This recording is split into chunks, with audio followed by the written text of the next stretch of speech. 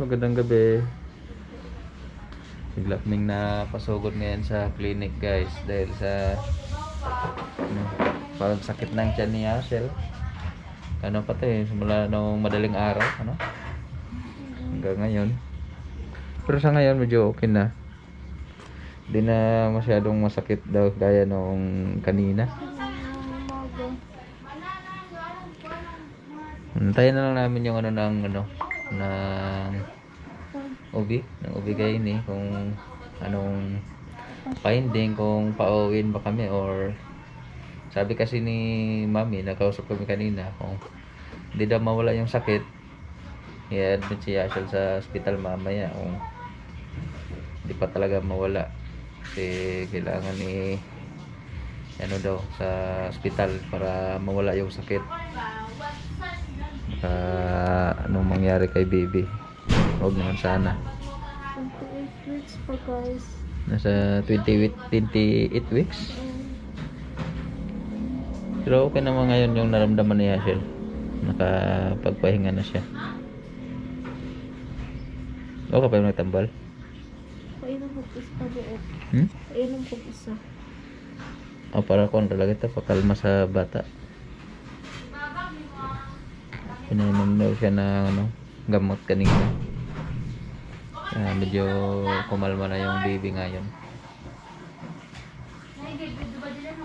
Tayo na lang namin yung finding ng doktor kung makakauwi ba kami ngayon guys. Tomorrow. Hi guys, good morning. Nandito tayo ngayon sa palayan guys. Naano ko muna yung mga pato natin dito sa palayan para makaano ng kuhol. Pabalikin ko muna doon sa natin para doon maubos nila yung kuhol sa palayan natin. Tatanim na kasi kami ngayon guys.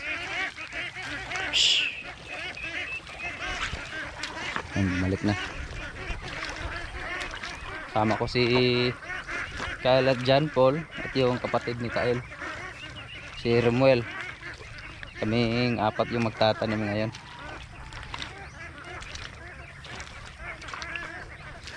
Yan yung mga bibi natin. Dami pa rin kasing kuhol yung natin hindi nila naubos. Kailangan isprehan pagkatapos taniman.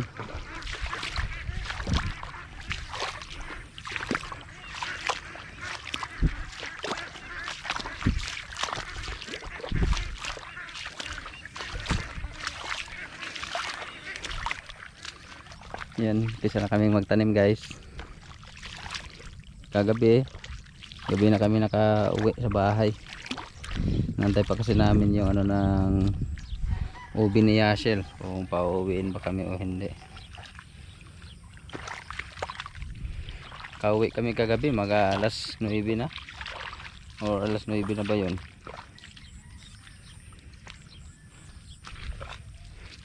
Pero mamaya baka babalik kami mamaya para siguraduhin yung ni Yashel, yung nararamdaman bakit palaging sumasakit yung tiyan niya.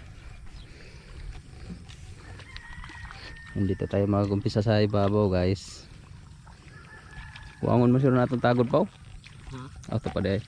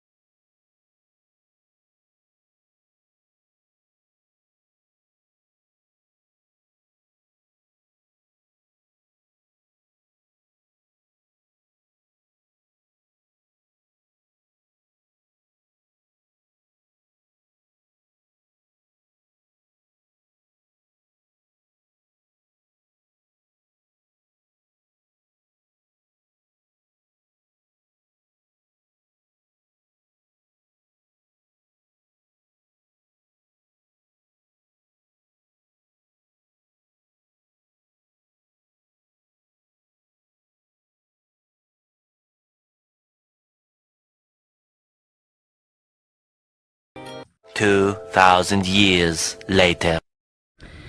Yan guys, tapos na namin taniman yung isang kahon. Yung dalawa na lang. Yung dalawang malalaki. Medyo matatagalan tayo dito sa pangalawa. Kasi napakalaki nito. Kailangan muna namin pauwiin yung bibi.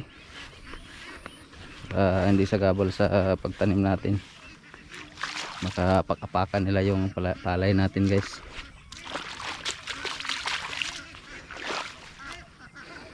Pinaano muna ni John Paul. Bumalik na naman dun eh.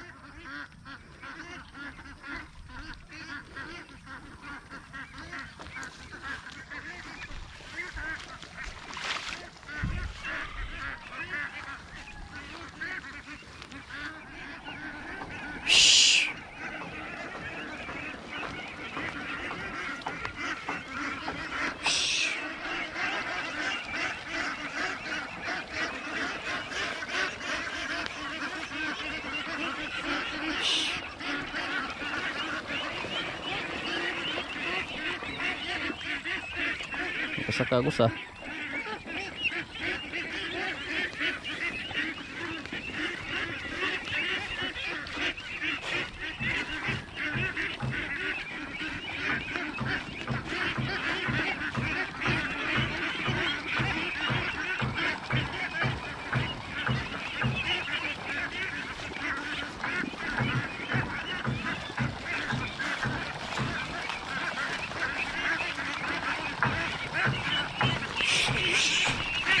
Nah.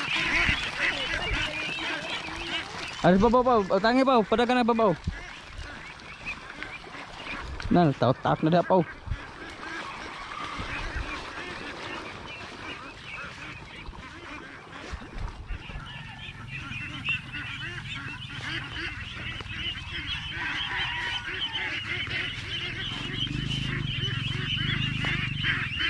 One minute, 37 seconds later. Pauwi na.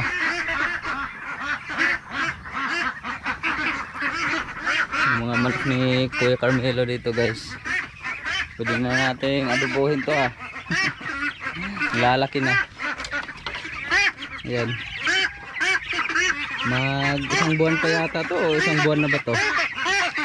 Kalimutan ko kung kailan to nabili eh. So pwede na natin itong adobohin eh. Abot na to ng 1 kilo. Lagpas na ba to 1 kilo? Bilis talagang lumaki ng broiler. Hindi ka manginayang sa pagkain eh. Ito yung isang kabir. Yan. Isang kabir natin. Kailangan lang talaga hindi pakawala ng pagkain. Para kain lang sila ng kain. Pwede nang ibenta. Pati yung mga bibi natin laki na rin talaga. Baka sa susunod na 2 buwan nangingitlog na siguro to. Hindi ko alam kung iwan ko lang kung ilang buwan ba yung bibi bago mangitlog. Pero malaki na eh. Parang gaya lang din siguro sila ng manok. 8 months bago mangitlog.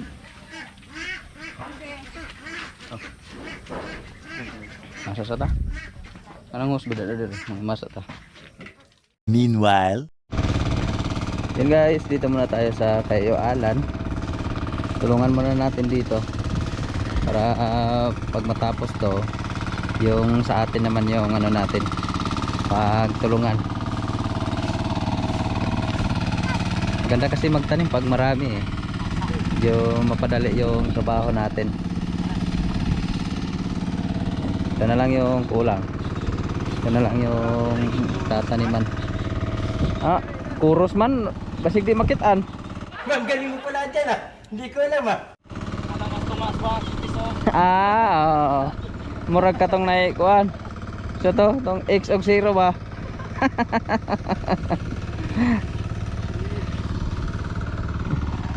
Ito yung pagka guhit ni Ken ah.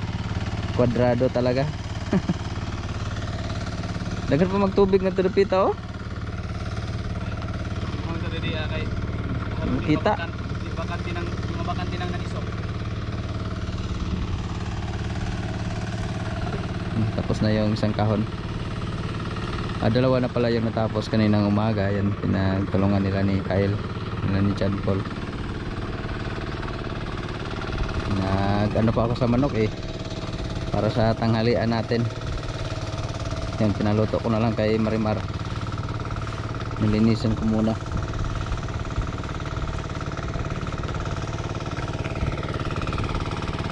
Kasi doon eh, nagpalinis na rin sa ano niya, palayan para magtanim na.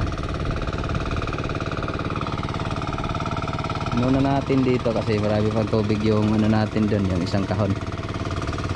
Binawasan muna namin para malagyan ng guhit. Ang lamig guys, parang nasa North Pole.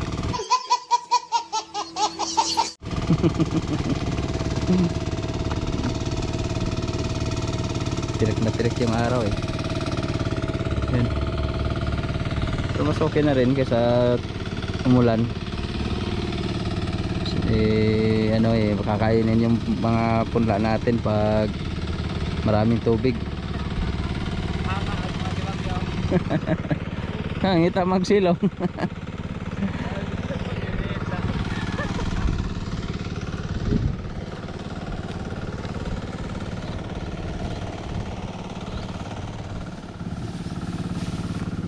Tapos muna tayo ng punla guys.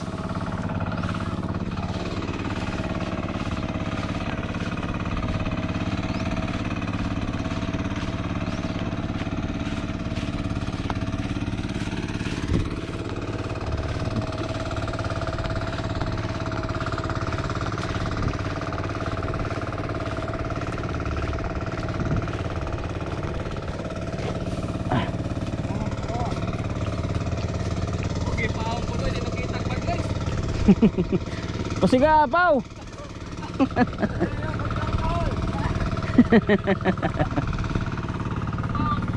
Dilim daw.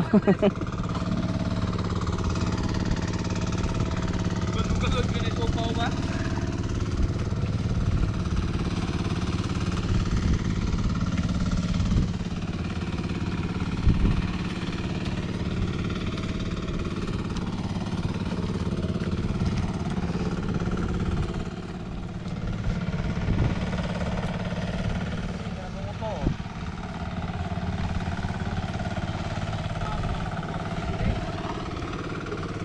Hindi din ka tanaw ng badlis no? Straight kayo ba? Hindi sa tirik-tirik.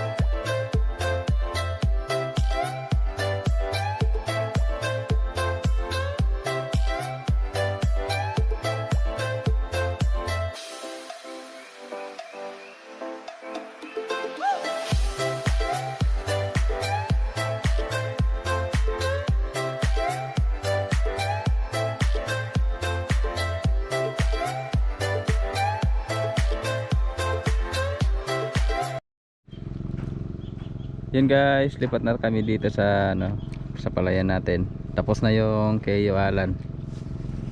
Ito naman tayo. Babalik lang din namin, tapos na kaming magtanghalian. Yan si Ken nagguhit sa ano natin, palayan, para straight yung ano natin pagtatanim. Kaya lang medyo malabo kasi maraming tubig.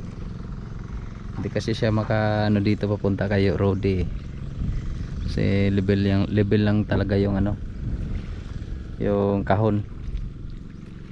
Kaya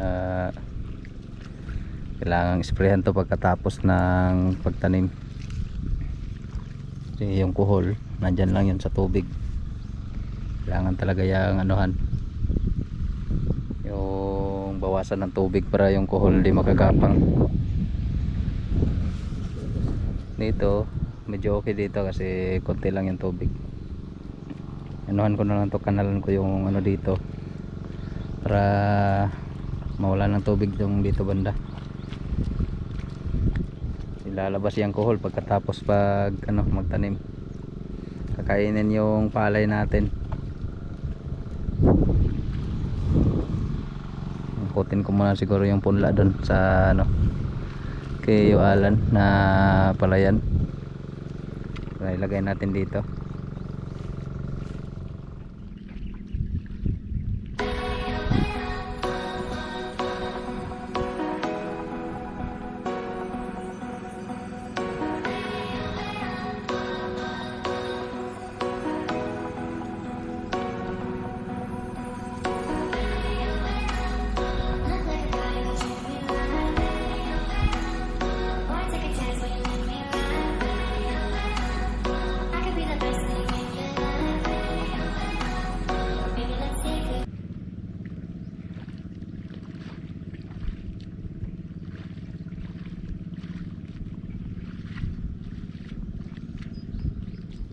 Kutin ko muna yung mga punla guys para dire-diretso na yung pagtanim natin.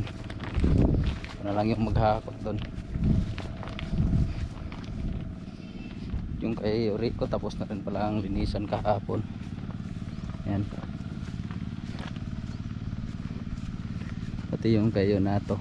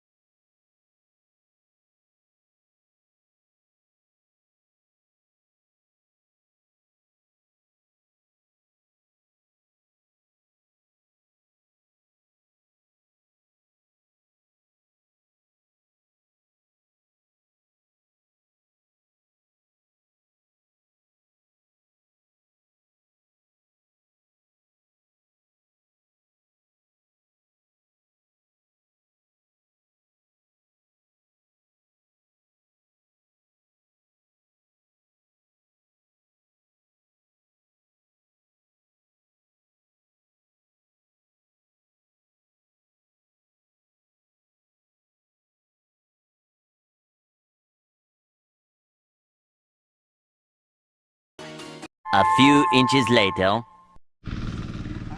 Yun guys, tapos na kaming magtanim. Yan. Pahinga muna tayo kasi hapon na. Grabe yung init. Tirik na tirik talaga yung araw.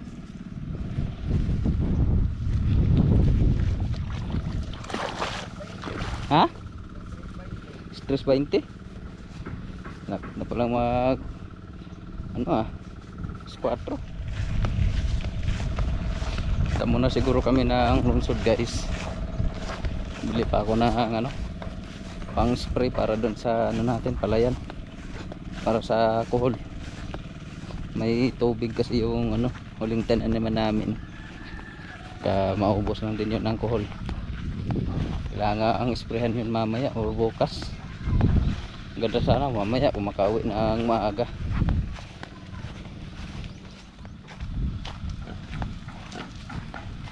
Tingnan muna tayo guys.